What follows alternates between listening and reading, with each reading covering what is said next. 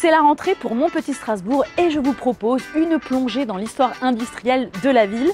On commence par le Port du Rhin, un quartier en pleine mutation, situé à quelques pas de nos voisins allemands. On y va.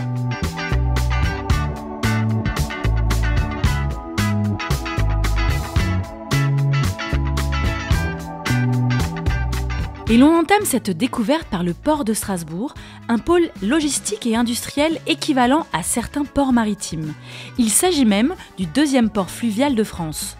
Sa position, au bord du Rhin, s'ouvre à 360 degrés sur les quartiers des deux rives et du port du Rhin en pleine transformation.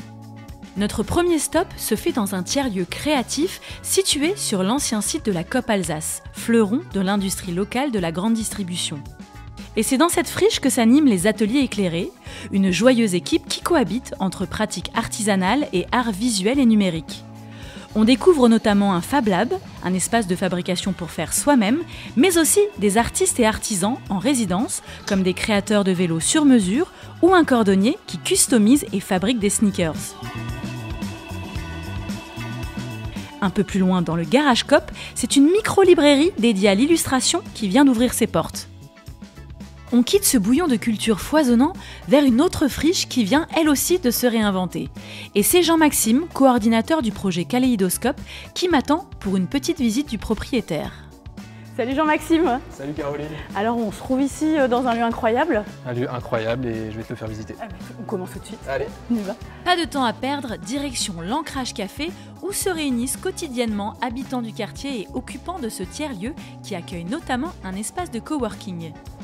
Et notre visite se poursuit dans la boutique du Kaléidoscope, un magasin solidaire qui encourage à consommer différemment. L'idée du projet, c'était vraiment de montrer qu'on peut faire ses courses de manière responsable un peu dans tous les domaines. De l'artisanat, la crème des produits locaux, de la seconde main pour faire des bonnes affaires, on y trouve de l'électroménager, de la vaisselle, des jouets et même des pièces upcyclées qui redonnent une nouvelle vie aux vêtements vintage. Il est plus chic. Il ne te va pas... Non plus. Non, c'est bien. Alors Jean-Maxime, tu nous avais visité déjà des lieux super chouettes du Kaléidoscope, mais on va revenir un petit peu sur la mission première de ce lieu. Quelle est sa vocation ? En fait, Kaléidoscope, c'est un lieu de vie et un lieu de travail. Un lieu de travail parce qu'ici, on partage et on mutualise des espaces de travail et des services. Il y a à peu près 70 personnes qui travaillent dans nos espaces tous les jours et qui partagent Internet, des salles de réunion, qui ont une habitude à coopérer. Avec une dimension, on peut le dire, transfrontalière. Très forte parce qu'en fait, ici, comme tu le sais, on est au cœur du projet urbain des Deux Rives. C'est un des plus grands projets urbains de France qui s'articule autour de l'épine dorsale qui est la ligne D du tramway qui va jusqu'à Kehl en Allemagne. Et ici, on est à 2 stations de tram de l'Allemagne, donc par nature, on est dans un lieu qui est éminemment transfrontalier. Kaléidoscope, c'est un jeu de mots pour un clin d'œil à la Coop. Tout à fait, absolument. La Coop Alsace qui s'est implantée ici au début des années 1900 avec ce tout premier bâtiment en fait, dans lequel on se trouve actuellement, qui était une ancienne boulangerie et qui accueillait aussi l'administration de la Coop. Mais il y a aussi d'autres pépites sur le site et si tu veux, je peux t'en faire découvrir. Mais seulement si c'est méconnu. Allez, c'est super méconnu.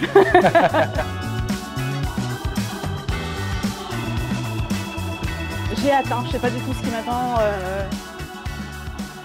Ah ouais, incroyable.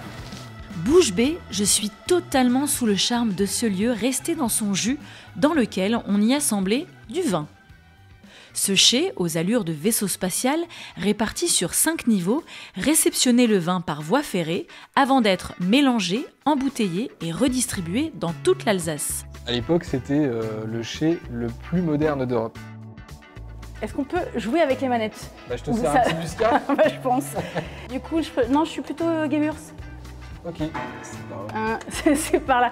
À partir d'ici, en fait, ils faisaient tous les assemblages. Exactement. C'est ça qui est complètement incroyable. Et l'embouteillage se faisait à partir d'ici aussi. Dans ce même bâtiment qui en fait fait 12 000 m² et dans des salles qui se trouvent juste adjacentes à ces cubes. Ouais. Et c'est enivré par ce lieu hors du temps que je rejoins le quartier de la Cruteno pour vous plonger dans une autre page de l'histoire industrielle de Strasbourg, celle de la manufacture des tabacs en pleine transformation. La première installation a été celle de l'hostel The People, véritable lieu de vie. Cette auberge de jeunesse d'un nouveau genre accueille locaux et visiteurs, en groupe, duo ou solo et à des prix très accessibles. Ce projet de réhabilitation d'envergure accueillera bientôt la coopérative Kouma autour d'un pôle 100% bio, avec un magasin de producteurs, une épicerie et de la restauration. Il est l'heure de rejoindre Alban sur le rooftop pour nous apporter quelques précisions sur le passé de ce site. Bonjour Alban. Salut Caroline. Quel plaisir de te retrouver dans un nouveau lieu, enfin nouveau, à l'histoire riche, industrielle. Est-ce que tu peux nous en parler? Alors, tu as déjà dit les deux mots-clés, un nouveau lieu qui n'est pas si nouveau que ça et un lieu industriel surtout. On a la manufacture des tabacs de Strasbourg. Cette manufacture, elle est assez particulière du fait de son histoire et surtout que c'est un prototype de ce qu'on va appeler l'architecture industrielle pour les manufactures de tabac. Et c'est surtout un des prototypes de ce qu'on appelle le modèle Eugène Roland. Eugène Roland. Ah oui, ça c'est un nom. Quand tu es dans l'ingénierie, ça te parle. Donc Eugène Roland, lui, c'est un polytechnicien, ingénieur, né en 1812 et en fait, il va faire toute sa carrière dans la régie des tabacs et c'est lui qui va inventer cette organisation de manufacture très automatisée et industrielle. C'est un modèle qui est assez particulier parce qu'il s'oriente autour d'une chaufferie. C'est vraiment le cœur de l'industrie. Je te propose qu'on aille la découvrir. À sa construction à partir de 1849, il a fallu démolir 35 immeubles pour accueillir ce bâtiment devenu monument historique. Dans le modèle Eugène Roland, les manufactures de tabac s'orientent autour d'une cheminée, même si celle-là n'est pas d'origine puisqu'elle date de 1955, parce qu'à cause des gros bombardements de 1944, les deux cheminées d'origine, elles, ont été entièrement détruites. En termes de fonctionnement au sein des ouvriers et ouvrières de l'époque, il se passait des choses particulières ici? Alors ce qui est intéressant, c'est qu'on a à la fois des ouvriers hommes et des ouvrières femmes, ce qui pour une manufacture est assez intéressant. Et les manufactures de tabac, que ce soit à Strasbourg ou partout ailleurs en France, vont engager des femmes pour des missions assez particulières comme les missions de tri et de séchage du tabac. Donc on peut dire que la manufacture de l'époque était pionnière en matière de parité. On peut dire ça, oui. D'une certaine manière. En tout cas, merci beaucoup pour cet éclairage, de nous faire revivre un peu le passé industriel de la ville.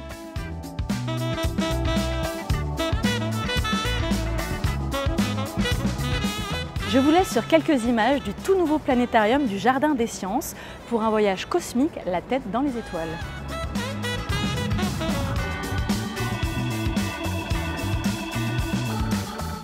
Et nous, on se retrouve très vite pour un nouvel épisode de Mon Petit Strasbourg.